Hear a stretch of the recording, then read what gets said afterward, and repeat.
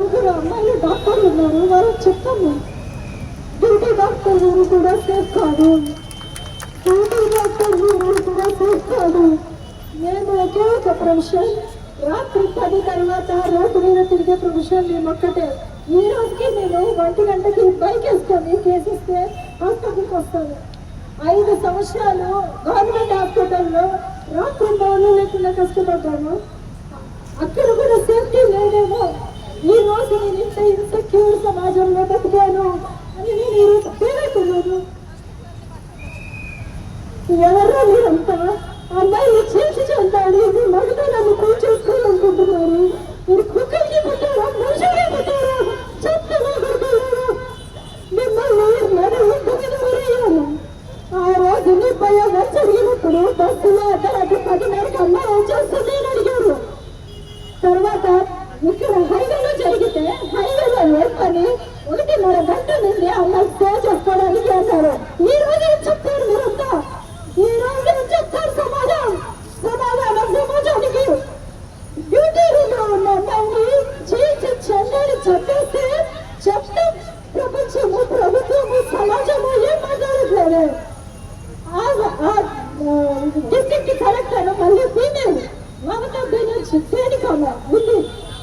ఆ తర్వాత చంపిన తర్వాత అక్కడ ఉన్న ఎవిడెన్స్ ని రూపుమాపడానికి 100 మంది బొండిలాగా వెళ్తే చెత్త మహాలందరూ ఒక్కరు కూడా మాట్లాడట్లేదు.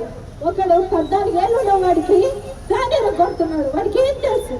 ఏం తెలుసండి? ఆ పిల్ల ఎంత కష్టపడి చిన్నప్పటి నుంచి రాత్రి మొదలు మేల్కొని చదువుతుంది. MBBS సీట్ తెచ్చుకోవడానికి, నీటిలో సీట్ తెచ్చుకోవడం ఎంత కష్టమో తెలుసా? అనాటమీ ఎగ్జామ్ కి మేము రాత్రంతా మేల్కొని బయట కారిడార్లో కూర్చొని చదువుకున్నాను.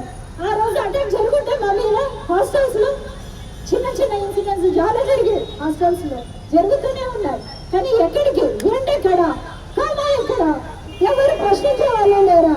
ఆ దొంగని ఆపడానికి ఒకే ఒక్క ప్రోత్సాహం సరిపోతుంది. ఒక సీఎంకి రే పోయి షూట్ చేయండి రా అందరినీ అని ఒక్కరిని షూట్ చేస్తే ఆ కాకులు కుక్కలు ఉంటాయా? మళ్ళీ ఉండవు. కానీ ఎవ్వరు మాట్లాడరు. ఎందుకంటే చచ్చిపోయింది ఒక అమ్మాయి కదా, దానికి వ్యాధి కూడా లేదు. అట్లనే ఒక మగాన్ని చంపేస్తే ఆ ఎంపీ కొడుకులు అందరు పారిపోయారుగా దేశమందులు, వాళ్ళని పట్టుకొచ్చి నడి రోడ్డు మీద ఉరిది ఉంటారు, IPS ఉంటారు, పోలీసులు ఉంటారు, కానిస్టేబుల్. ఒక్క కానిస్టేబుల్ కూడా వాడికి బ్లడ్ బాయిల్ అయ్యి వాళ్ళని కాచలేకపోయారే, అది బాధగా ఉంది. ఈ రోజు మేము ఓపెన్ బండి చేసి రోడ్డు మీద తిరుగుతుంటే ఎన్నోసార్లు తిరిగాం ఇలాగే. మీరు డాక్టర్స్ సేవ చేయాలి, మీరు ఓపెన్ బండి చేయకూడదు, సమాజాన్ని ఉద్ధరించాలి అంటారే. దేనికోసం ఉద్ధరించాలి? ఇలాంటి కుక్కల్ని ట్రీట్ చేయడానికి ఉద్యోగం చేసేది మేమందరం. ఎందుకు?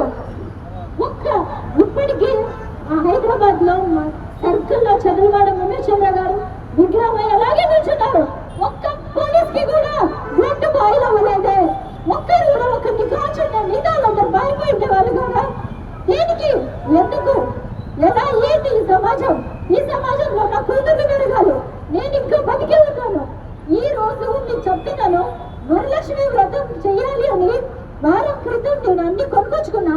మనసు రాలా, కకల వికలమైపోయింది, మనసంతా బ్రేక్ అయిపోయింది.